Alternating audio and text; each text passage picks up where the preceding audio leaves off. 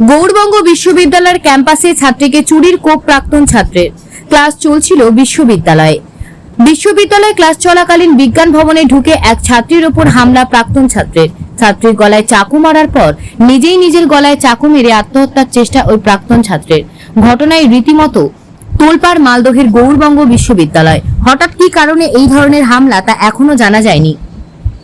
আশঙ্কাজনক অবস্থায় বিশ্ববিদ্যালয়ের ছাত্রী ও জখম যুবককে মালদা মেডিকেল কলেজ হাসপাতালে ভর্তি করা হয়েছে। বর্তমানে সেখানে দুজনেই চিকিৎসাধীন অবস্থায় রয়েছেন। গৌড়বঙ্গ বিশ্ববিদ্যালয় সূত্রে জানা গিয়েছে, জখম ছাত্রীর নাম অনুশ্রী চক্রবর্তী। গৌড়বঙ্গ বিশ্ববিদ্যালয় অঙ্ক বিভাগের দ্বিতীয় সেমিস্টারের ছাত্রী। প্রাক্তন ছাত্রীর নাম অলোক মণ্ডল। সে বিশ্ববিদ্যালয়ে ফিজিক্স বিভাগের পড়ুয়া ছিল। প্রত্যক্ষদর্শীদের কথায় এদিন হঠাৎ বিশ্ববিদ্যালয়ে আসে প্রাক্তনী হঠাৎ বিজ্ঞান ভবনে অঙ্ক বিভাগের সামনে ওই ছাত্রীকে ধরে ফেলে এবং গলায় এলোপাথারি চাকু মারতে থাকে। তারপর কিছুটা দূরে গিয়ে একটি বেঞ্চের উপর বসে নিজের গলায় এলোপাথারি চাকু মারতে থাকে। ঘটনায় রীতিমতো আতঙ্ক ছড়ায় বিশ্ববিদ্যালয়ের বিজ্ঞান ভবনে। দ্রুত অন্যান্য ছাত্রছাত্রী ও বিশ্ববিদ্যালয়ের কর্মীরা দুজনকে উদ্ধার করে মালদহ মেডিকেল কলেজ হাসপাতালে নিয়ে যায়। তবে ঠিক কি কারণে এই ধরনের হামলা তা এখনো পরিষ্কার হয়নি। হামলার কারণ নিয়ে ধোঁয়াশা তৈরি হয়েছে। খবর পেয়ে ঘটনাস্থলে ছুটে এসেছে ইংরেজবাজার থানার পুলিশ। ঘটনাস্থল থেকে চাকুসহ বিভিন্ন নমুনা সংগ্রহ করেছে। প্রত্যক্ষদর্শীদের সঙ্গে কথা বলছেন পুলিশ। বিশ্ববিদ্যালয়ের ডেপুটি রেজিস্ট্রার রাজীব পাতিটুন্ডি বলেন, বিশ্ববিদ্যালয়ের ক্যাম্পাসের মধ্যে একটি ঘটনা ঘটেছে। একজন ছাত্রী জখম অবস্থায় হাসপাতালে চিকিৎসাধীন। পাশাপাশি একজন প্রাক্তন ছাত্র জখম হয়েছে বলে শুনেছি। ঠিক কি কারণে ঘটনা তা এখনো জানা যায়নি। দুজনকে হাসপাতালে ভর্তি করা হয়েছে। মেয়েটির বাড়ি আসাম, ছেলেটির বাড়ি ইংরেজবাজার শহরে।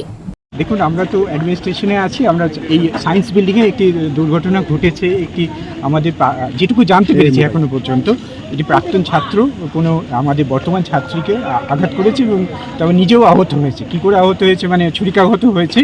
এবং আমরা এই মুহূর্তে আমরা টাইম টু টাইম সবারই সাথে পুলিশ প্রশাসন সব ওদেরকে ছাত্রছাত্রী দুজনকেই হসপিটালে নিয়ে যাওয়া হয়েছে। এই মুহূর্তে আমাদের কাছে সবথেকে গুরুত্বপূর্ণ হচ্ছে ওদের দুজনের জীবন, মানে আমাদেরই ছাত্রছাত্রী যেই হোক না কেন ওদের এই। আর বাকি বিষয়টা পরে আমরা দেখছি।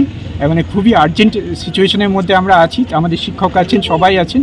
একটা দুর্ঘটনা পুরো বিষয়টা এখনও জানা যায়নি। ও আমরা যতটুকু জানতে পারছি ছাত্রটি বোধহয় ম্যাথমেটিক্স ডিপার্টমেন্টের। কিন্তু এই মুহূর্তে আমাদের অতিরিক্ত বলার মতো অবস্থা নেই। কিছুই জানি না আমরা। পুরো ঘটনা রক্তপাত হয়েছে। আর উপাচার্য মহাশয় আছেন, রেজিস্ট্রার স্যারকে টাইম টু টাইম উনিও খুব মানে অ্যাক্টিভলি। দেখুন, হঠাৎ করে ঘটে যাওয়া দুর্ঘটনা এখন আমরা সেই মতো অবস্থায় নেই। আমরা প্রাথমিকভাবে চাইছি যে তাদের জীবনটা আগে জীবন সংসারটা থেকে বেরিয়ে আসুক। তারপর আমাদের আলোচনা করার সময় অনেক থাকবে। আমরা নিশ্চয়ই কথা বলবো সবারই। একটা ছুরি ছিল বোধহয়, সেটা শোনা কথা সবটাই আমাদের কাছে, কেননা যারা এসেছে তারা একাডেমিক ডিপার্টমেন্টে। হ্যাঁ, এখন এই মুহূর্তে আমরা কিছু জানি না, কিন্তু আমরা সেরকম কিছু জানি না। মেয়েটার বাড়িও আমরা ঠিক বলতে পারছি না। যতদূর আমরা জানি আসাম থেকে মেয়েটা এসেছিল। হ্যাঁ, আমাদের ডিপার্টমেন্টে বলতে পারছি না। আমাদের ইন্টারনাল এক্সাম চলছিল। মানে আমি তো এসে দেখলাম মেয়েটা তো ওই অবস্থায় পড়ে আছে, গা দিয়ে পুরো রক্ত বইছে। মানে ওই সময়টা ডাক্তার বললো তাড়াতাড়ি আপনি কটন নিয়ে আসুন, এই নিয়ে আসুন। কিন্তু আমি আনলে কি হবে, এখানে তো স্টিচ করার ব্যবস্থা নেই। তো সাথে সাথে অ্যাম্বুলেন্স, আমার অ্যাম্বুলেন্সও আছে মেডিকেলে। স্যার এখানে রেখেছেন, ভাইস চ্যান্সেলর আমাদের এখানে অ্যাম্বুলেন্সও রেখেছেন। মেডিকেলের খুব মানে ভালো ব্যবস্থা রেখেছেন এখানে। আর মেডিকেলটা পুরোটাই আমি দেখাশোনা করি, আমার সাথে ডাক্তারবাবু থাকেন। তো সেই জায়গাটা থেকে সমস্ত স্টাফরাও আমার সাথে সবাই হেল্প করেছেন। আমি যাবতীয় যা কিছু পেরেছি আনার চেষ্টা করেছি, কটন দিয়ে চেপেছি। দুজনেরই গলা যতটা পেরেছি আমি ব্লাড বন্ধ করার চেষ্টা করেছি। স্যারও করেছেন, সাথে আমার সাথে অনেক আমার যারা আধিকারিক তারাও করেছেন। আর লাস্টে আমি না পারতে আমার গলার ওড়নাটা দিয়ে ছেলেটার গলাটা বেঁধে দিয়েছি, কারণ যেন ব্লাডটা না বেরোয়। এর উপরে আর আমার এটুকুই কর্তব্য মনে হয়েছে, যেহেতু আমি মেডিকেলে আছি। এটা তো একটা অস্বাভাবিক ঘটনা, এরকম তো কখনো দেখিনি, কখনো শুনিনি। কিন্তু তারপরেও কিভাবে হলো সেটা তো আর বলতে পারছি না। আমি আমার যেটুকুটা আমার জায়গা, আমার করণীয় যেটুকু আমার কর্তব্য মনে হয়েছে, আরো কিছুটা আমি মনে করতে পারলে আমার ভালো লাগতো, যদি আমি সাথেও যেতে পারতাম। কিন্তু আমি যেতে পারলাম না, কারণ আরো স্টুডেন্ট অসুস্থ হলে তখন আমি তাদেরকে কেমন করে দেখবো। এবং আমাদের এখানে খুব শান্তিপূর্ণ জায়গায়, খুব এখানে আমাদের ব্যবস্থা খুবই ভালো, খুব ভালো আছি। এগুলো আমি কিছুই বলতে পারবো না কি হয়েছে। আমি এটুকুই জানি, জাস্ট ওরা হচ্ছে বাচ্চা ছেলে মেয়ে স্টুডেন্ট ওরা।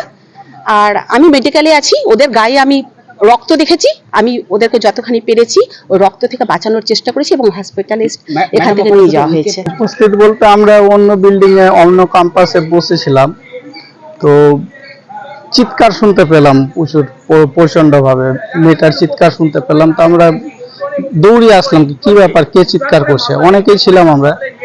তো এসে দেখছি যে একটা ছেলে মেয়েটার উপরে চড়ে আছে আর নিজের গলাও কাটছে আর মেয়েটারও গলা কাটছে। আমরা সবাই চিৎকার করছি, ছাড়ো ছাড়ো ছাড়ো, গালও দিচ্ছি, ছাড়ো ছাড়ো, ছাড়ছে না কোনো মতে। আমরা এগোতে পারছি না, যেহেতু ছেলেটা চাকু মেরে দিচ্ছে, তো আমাদের হাতে কিছু নেই। তো একজন আবার অন্য গেট দিয়ে ঢুকলো, বাঁশ নিয়ে ছেলেটাকে দুবারই মারলো, তারপরে ও ছেড়ে দিল মেয়েটাকে ছাড়ার পর তো মেয়েটাকে নিয়ে গেল মেডিকেল কলেজে। ছেলেটা দৌড়িয়ে আবার দোতলায় উঠলো, দোতলায় আবার চাকু হাতেই ছিল, আবার 2-3 বারই মারলো, তারপরে চাকুটা ফেলে নিজে পড়ে গেল। কলেজে এরকম ঘটনা ঘটাতে একটা সবারই স্বাভাবিক আতঙ্ক হবেই। নিরাপত্তা ঠিকই আছে, সিসিটিভি আছে কিনা বলতে পারবো না আমি।